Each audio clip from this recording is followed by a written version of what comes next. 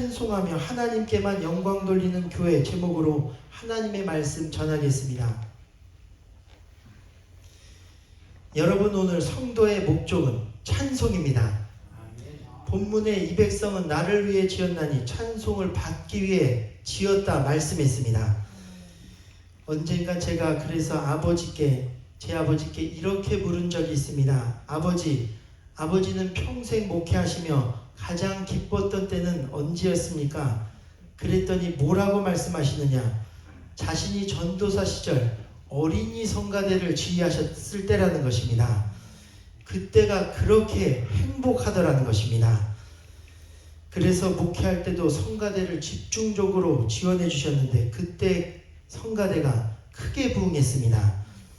1년에 한 번 성가합창제를 하면 사랑의 교회, 명성교회, 여의도 순복음교회, 영락교회, 그리고 세문안, 광림, 지구촌, 자양, 종교, 소망교회 등 수많은 교회들이 저의 무교에 모여 함께 찬양하는데 그때 수천 명이 모여 하나님만을 높이는 것입니다. 마지막 순서엔 우리나라의 합창 지휘로 유명한 윤학원 장로님이 나오셔서 연합성가대 지휘를 하시는데 앞에 1200명이 서서 메시아의 할렐루야를 부르고 끝날 때 얼마나 감격이 되는지 모릅니다. 아버지께서 40년 이상 목회하면서 가장 행복했던 것이 바로 하나님을 찬양하는 일이었다는 것입니다. 저는 그래서 우리 성가대도 얼마나 감사한지 모릅니다. 저희 교회가 교회 규모에 비해 성가대원 수가 많은 편입니다. 거기다 많은 것뿐 아니라 얼마나 은혜가 되는지 모릅니다. 빈말이 아니라 우리 지휘자님이 찬양을 잘 만들어내십니다. 부평교회 성가대보다 훨씬 더 잘합니다. 음을 내지르지 않고 조화롭게 잘 만들어서 내게 하시는데 부르면서도 은혜가 되고 듣는 사람도 은혜가 되는 줄 믿습니다. 또 반주제와 성가대원들도 얼마나 성실하게 연습하시는지 저도 성가대를 설 때가 찬송을 부를 때가 가장 행복합니다. 그렇습니다. 오늘 우리가 왜 찬양할 때 행복하고 왜 찬양할 때 우리의 영이 살아나느냐? 그것은 바로 하나님이 우리의 찬송을 받기 위해 우리를 지으셨기 때문입니다. 이 목적대로 살면 우리의 영이 살아나게 돼 있습니다. 가정이 살게 돼 있습니다. 자녀들이 회복되게 돼 있습니다. 중요한 것은 이러한 찬송은 우리가 하나님께 드리는 것이라는 것입니다. 드리는 기쁨은 무엇과도 바꿀 수 없습니다. 또한 드릴 때 역사상 가장 큰 복이 임했습니다.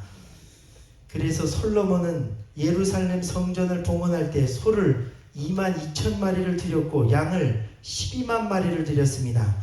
거기다 성전 앞들 가운데를 거룩히 구별하고 거기서 번제와 소제와 감사 제물에 기름까지 드렸으니 이는 여호와의 앞 놋제단이 작으므로 번제물과 소제물과 화목제의 기름을 다 용납할 수 없었기 때문이라 말씀한 것입니다. 그랬더니 역대하 7장에 보면 하늘로부터 불이 내려와 제물들을 사르는데 여호와의 영광이 온전에 가득하였으니 여호와의 영광이 전에 가득하므로 제사장들조차도 능히 들어가지 못했다 말씀했습니다. 성경은 그 후에 솔로몬에게 하나님이 전무후무한 지혜를 주시고 자손의 왕위를 영원히 견고케 하시겠다 말씀하신 것입니다. 그렇습니다. 오늘 우리의 삶도 찬송하며 하나님께 드리는 삶이 되기를 축원합니다. 여러분의 삶 자체가 하나님께 드리는 찬송이 되기를 축원합니다. 하나님이 여러분을 찬송하기 위해 지으셨기 때문입니다. 하나님의 백성이 주님께 마땅히 드려야 할 것은 주님을 찬송하는 일입니다. 그래서 여러분, 이 땅에 많은 사람들은 하나님을 높이지 않습니다. 사람을 높일 때가 많습니다. 그러나 우리는 하나님을 찬양해야 합니다. 찬송하며 하나님만을 높이는 교회, 찬송을 하나님께만 드리는 교회가 되어야 합니다. 그래서 우리가 잘 아는 화가 미켈란젤로에게는 이러한 유명한 일화가 있습니다. 그가 교황의 명령으로 바티칸 시스티나 성당 천장에 천지창조의 내용을 그리게 되는데, 이 천장 벽화는 우리 앞에 한번 보여주시기를 바랍니다. 앞에 보시다시피 천천히 보여주세요. 길이가 41m, 폭이 13m나 되는 매우 거대한 그림입니다. 창세기의 천지창조 그림 9개를 중심으로 10개의 선지자 그림과 8개의 예수님의 조상들의 그림이 둘러싸여 있으며, 네 귀퉁이에는 다윗과 골리앗, 하만의 죽음, 모세와 청동뱀 등이 그려져 있는 엄청난 규모의 그림입니다. 그중 가장 유명한 그림인 아담의 창조 그림은 가운데 9개의 천지창조 그림 중 4번째 그림입니다.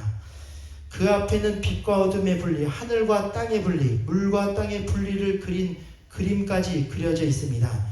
이 거대한 그림을 그리기 위해 미켈란젤로는 높은 천장에 받침대를 설치하고 목을 뒤로 꺾고 천장을 쳐다보며 무려 4년 동안이나 그림을 그려 완성하게 됩니다. 4년간 거의 밖에도 나가지 않고 그리게 되는데, 나중에 이 미켈란젤로의 목과 허리가 다 휘었다는 것입니다. 그렇게 정성을 들여 그림을 완성했습니다. 그런데 그가 대성당의 그림을 완성하고 지친 몸을 끌고 밖으로 나왔을 때, 그는 그만 눈앞의 광경에 말로 할 수 없을 만큼 감탄을 하게 됩니다. 그것은 바로 지금 우리가 나가도 볼 수 있는 눈부신 햇살과 푸른 나무의 아름다움, 그리고 높게 하늘을 날고 있는 새들이었습니다. 그러면서 그는 생각하기를, 아무리 뛰어난 화가라도 눈앞에 있는 이렇게 아름다운 대자연의 모습을 제대로 표현할 수 있을까 하는 생각이 들었습니다. 그때 미켈란젤로의 마음에 깊은 감동이 있기 시작하게 됩니다. 하나님은 이토록 아름다운 자연을 창조하시고도 어디에도 이것이 자신의 솜씨임을 남기는 흔적을 남기지 않으셨구나. 그런데 나는 기껏 벽화 하나를 그려놓고 이를 자랑하려 거기에 사인을 남기다니. 그는 즉시 성당으로 뛰어들어갔습니다. 그리고 작업대 위에 서서 자신의 사인을 지워버렸습니다.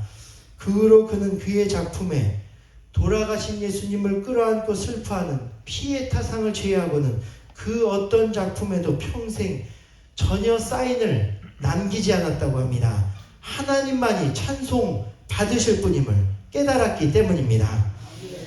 놀라운 것은 그가 그렇게 하나님을 높이고 겸손하자 그때부터 그의 영감이 더욱 빛을 발하게 되었습니다. 그 유명한 최후의 심판과 모세 등의 작품 등이 쏟아지게 되었고, 사인이 없어도 어디를 가나 사람들은 그의 작품을 알아보게 되었습니다. 그때 미켈란젤로는 더할 나위 없이 기뻤다는 것입니다. 그렇습니다. 오늘 우리도 하나님이 가장 위대한 분임을 깨닫고 오늘 하나님께만 찬송을 올려드리는 여러분이 되시기를 바랍니다. 오직 하나님만이 찬송을 받으시기에 합당하신 분이시기 때문입니다.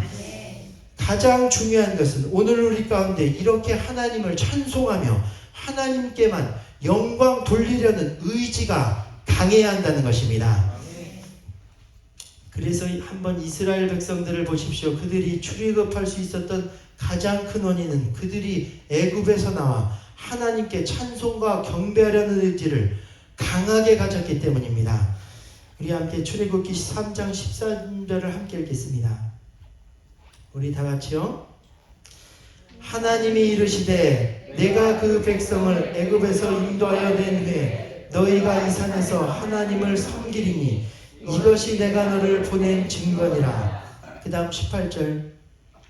그러므로 애굽 왕에게 이르기를 히브리 사람의 하나님 여호와께서 우리에게 임하셨은즉 우리가 우리 하나님 여호와께 제사를 드리려 하오니 사흘길쯤 광야로 가도록 허락하소서 하나. 여러분, 이것은 하나님이 모세에게 처음 나타나셨을 때 하신 말씀입니다.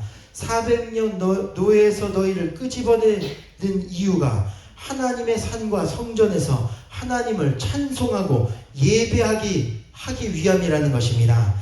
그러니 너도 이스라엘과 바로 왕에게 가서 사흘길쯤 광야로 들어가 하나님께 제사를 드리려 한다고 말하라는 것입니다.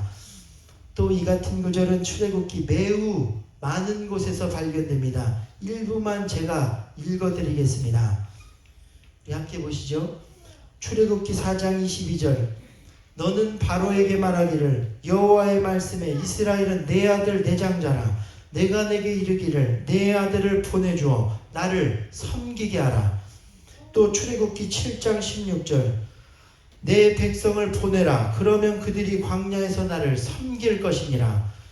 또 9장 1절. 너는 바로에게 들어가서 그에게 이르라. 히브리 사람의 하나님 여호와께서 말씀하시기를 내 백성을 보내라. 그들이 나를 섬길 것이니라. 마지막 10장 3절. 내가 어느 때까지 내 말을 듣지 아니하겠느냐. 내 백성을 보내라. 그들이 나를 섬길 것이니라. 다시 말해 여러분, 오늘 하나님이 말씀하시는 것은 이와 같습니다. 내 장자 이스라엘은 나만을 찬양하고 섬겨야 하는 내 백성인데 내가 왜 노예로 섬기느냐. 노우라는 것입니다. 애굽의 다른 신이 아닌 하나님만을 찬송하는 백성이 될 것이라는 것입니다. 여러분, 그 말을 듣는 이스라엘 백성들의 마음이 뜨거워졌습니다. 400년간 끊어진 찬송과 예배를 회복해야겠다는 마음을 강하게 먹고 바로왕과 대적하여 싸우기 시작했습니다. 그랬더니 결국 어떻게 되었습니까? 하나님이 9가지 재앙으로 애굽과 애굽의 우상들을 치기 시작하셨는데 나중에는 10번째 죽음의 권세까지도 예수님을 상징하는 어린 양의 피를 문설주에 바르자 이 권세가 깨어지고 다시 하나님만을 찬송하는 민족으로 회복되어지게 된 것입니다. 마찬가지로 오늘 우리 가운데도 수많은 하나님만을 경배하고 찬송하지 못하게 하는 세상과 애굽에 여러 가지 우상들이 있습니다. 그것이 때론 나의 학벌이 될 수 있고 직업이 될 수 있으며 사랑하는 나의 자녀도 될 수 있습니다. 그것도 중요하지만 그것이 우상이 되어서는 안 됩니다. 그것보다 하나님을 더 사랑해야 합니다.